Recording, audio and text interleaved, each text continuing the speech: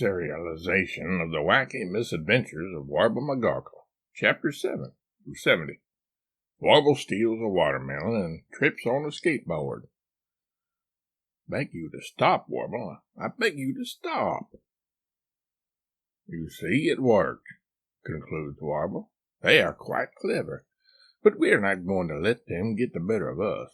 They want us to fork over some of our hard-earned cash, and then they'll be able to lift my fingerprints off the coins or bills I used to pay for your beloved cherries, transfer my prints to some other item, and then frame me for some heinous crime that will land me in the calaboose. You will then be forced to sell them my inventions at a cut-rate price in order to pay the attorney's fees, and then you'll be left holding the bag. Of cherries? Good. That's what I want. Come on, let's go. Wait a minute, Mary. I have a plan, as usual.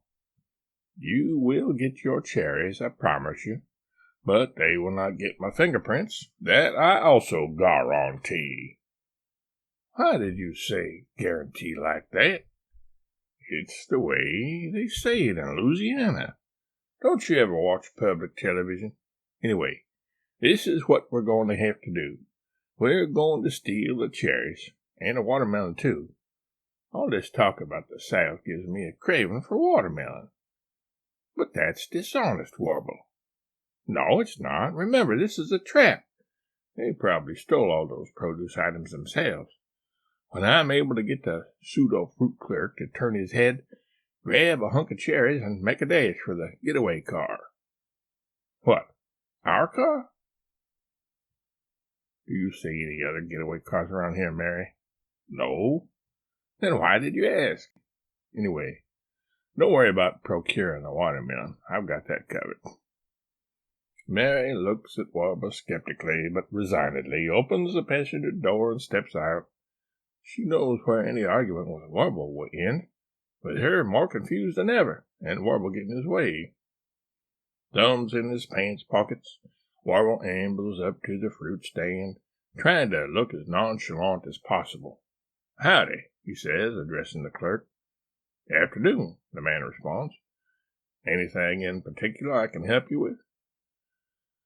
Warble engages the man in small talk for a while and then suddenly stiffens, opens his eyes wide, raises himself to his full height, which happens to be 5'11.5" and points off into the distance behind the fruit stand. Look, there's Elvis shaking hands with the hunchback of Notre Dame in the pumpkin patch, Warble yells out. Marvin, the fruit stand attendant, squints his eyes, jerks his head back in disbelief, and stares at Warble. But Warble continues staring and pointing, seemingly mesmerized by the goings-on in the field. Finally, Marvin is unable to resist the temptation any longer. After all, the customer may have seen something. A deer in his orchard, or who knows what. In the split second it takes Marvin to turn around and look, Warble scoops up the biggest and juiciest looking watermelon and stuffs it under his shirt.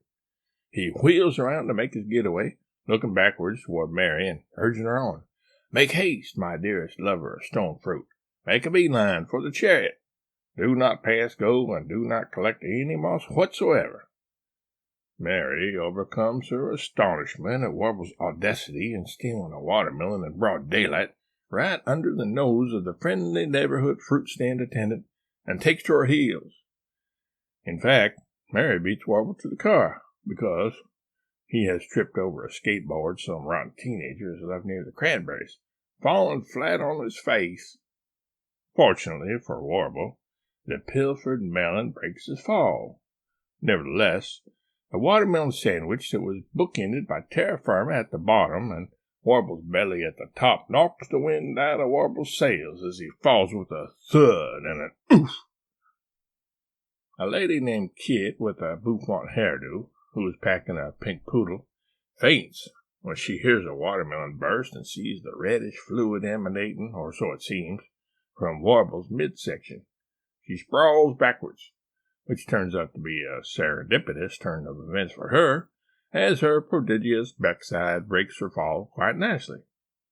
Sadly, though, it is a tragic happenstance for her poor canine, named Caboodle, who had managed to squirm out of her grasp as she began to fall, but had inexplicably, and perhaps inadvertently, positioned himself right beneath his mistress's aforementioned derriere. There will be no joy in that burg when Kit comes to, for there's little or no market for sale poodles there. As Mary hears the pop and crack of the watermelon bursting, and the rush of air being expelled from Warble's diaphragm, she whirls around.